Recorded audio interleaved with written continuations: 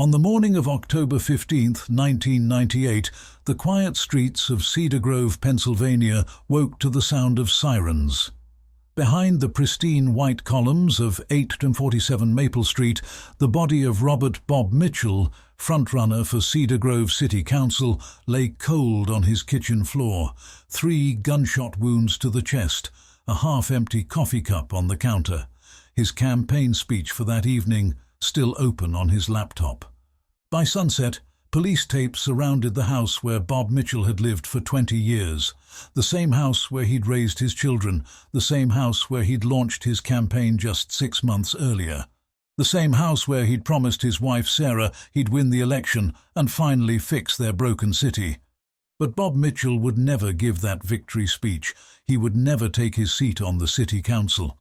And he would never know that his death would expose a truth about small-town politics that would shake Cedar Grove to its core. 300 yards away, in a red brick colonial, Councilman James Porter watched the police cars gather outside the Mitchell home. He straightened his tie, picked up his briefcase, and headed to City Hall for an emergency press conference. In 12 hours, he would stand before the cameras, tears in his eyes, mourning the loss of his dear friend and respected opponent. In 48 hours, he would win the election by default. In 72 hours, a detective would find a receipt in Bob Mitchell's office that would change everything.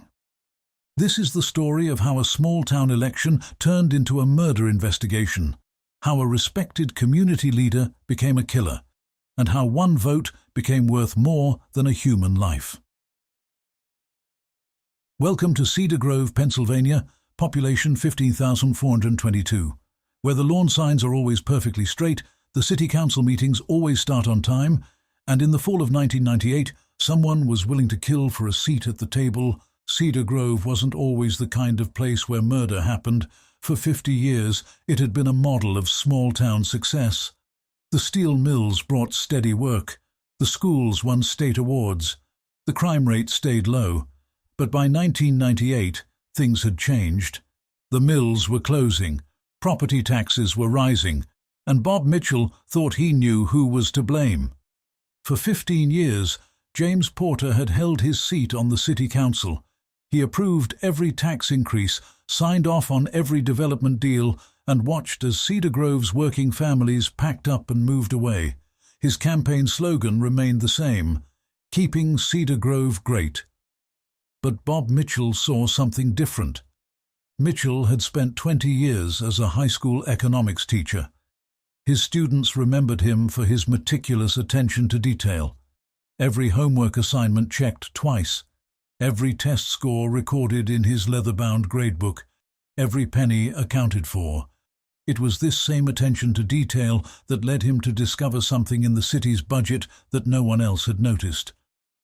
Between 1995 and 1998, $6 million had vanished from Cedar Grove's development fund.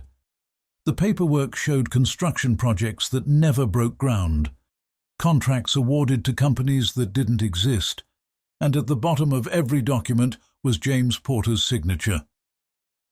On April 12, 1998, Bob Mitchell announced his candidacy for City Council. His first campaign promise, a full audit of the city's finances. That same evening, James Porter made a phone call. Phone records would later show it lasted 6 minutes. The number belonged to a burner phone purchased with cash. The buyer's name was listed as John Smith. 2 days later, Mitchell received his first death threat. A single sheet of paper in his mailbox, 7 words typed in Times New Roman: "Drop out now or drop dead later." Mitchell didn't drop out. Instead, he did what he'd always done. He documented everything, started a file, kept records, the same records that would later fill 3 boxes in the Cedar Grove Police Department's evidence room. But there was one thing Bob Mitchell didn't record, one detail he didn't write down, one conversation he didn't document, and that oversight would cost him his life. As spring turned to summer, the election race tightened. Porter's comfortable lead began to slip. Town halls grew heated. Questions about missing money got louder. And in his red brick colonial, James Porter started making plans. On September 1st, he closed one of his bank accounts. On September 15th, he updated his passport. And on September 30th, he walked into Hartley's hardware store and bought a .38 special revolver. Cash only. No questions asked. 2 weeks later, Bob Mitchell would be dead.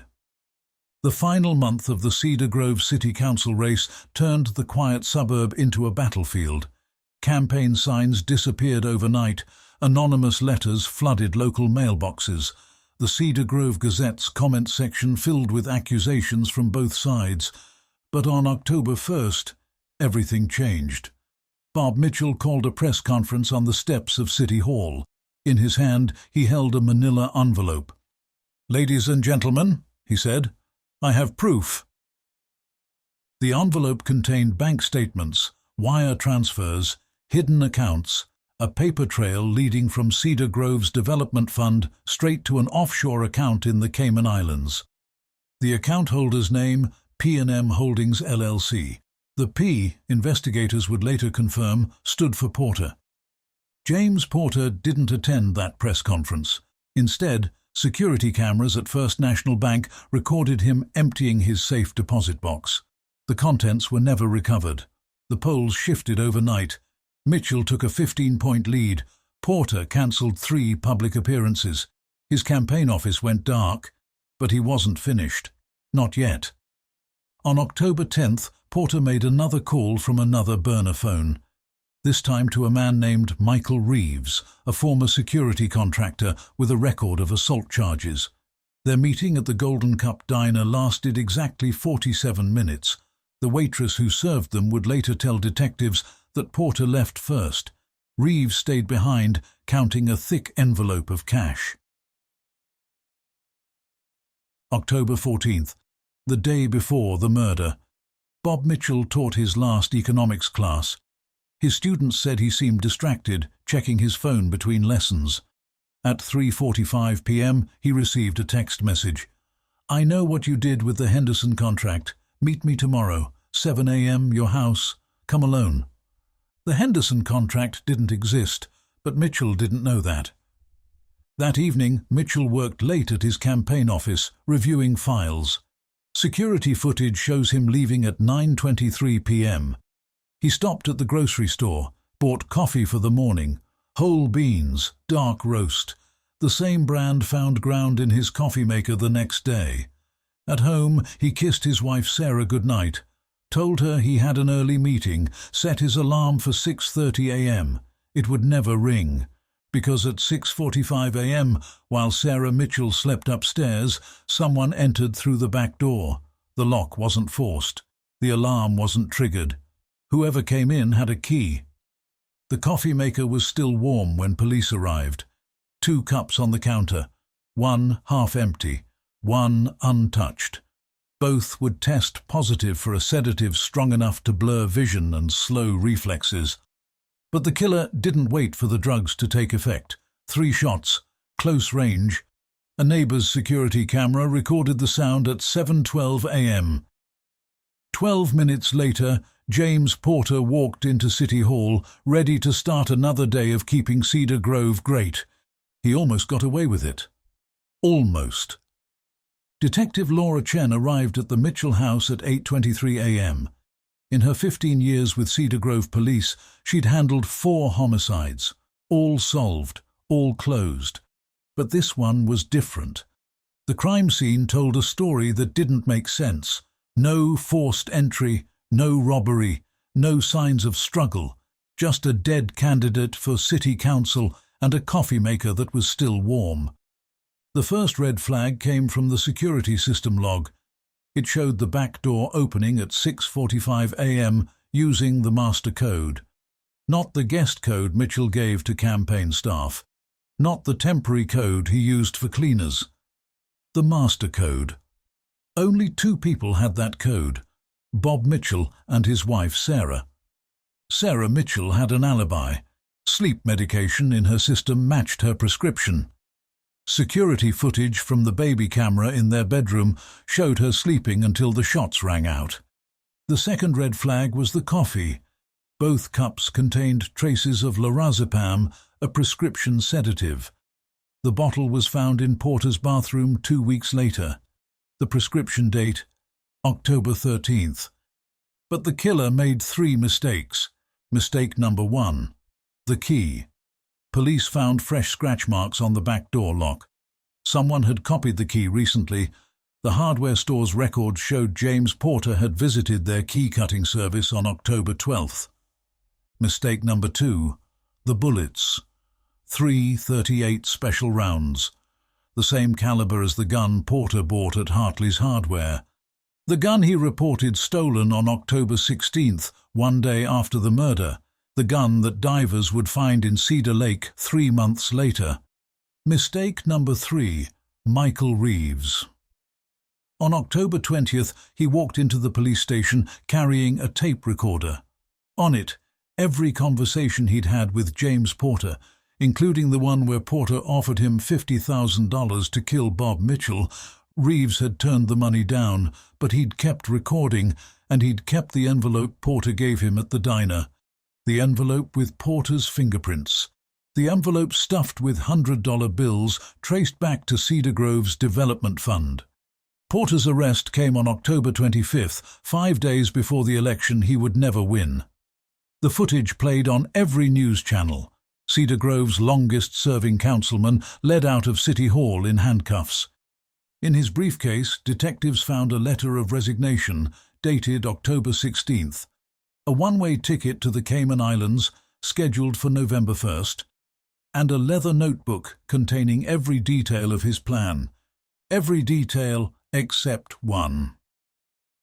The trial of James Porter began on February 15, 1999.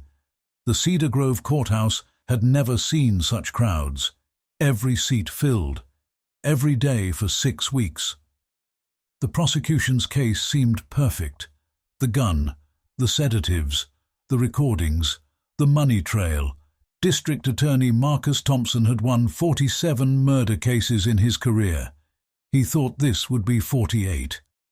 But on day 23 of the trial, everything shifted. A new piece of evidence emerged. A safety deposit box key found in Bob Mitchell's desk.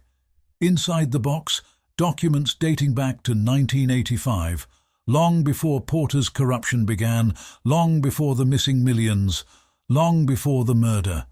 The documents revealed another player in Cedar Grove's story. Someone no one had questioned, someone hiding in plain sight.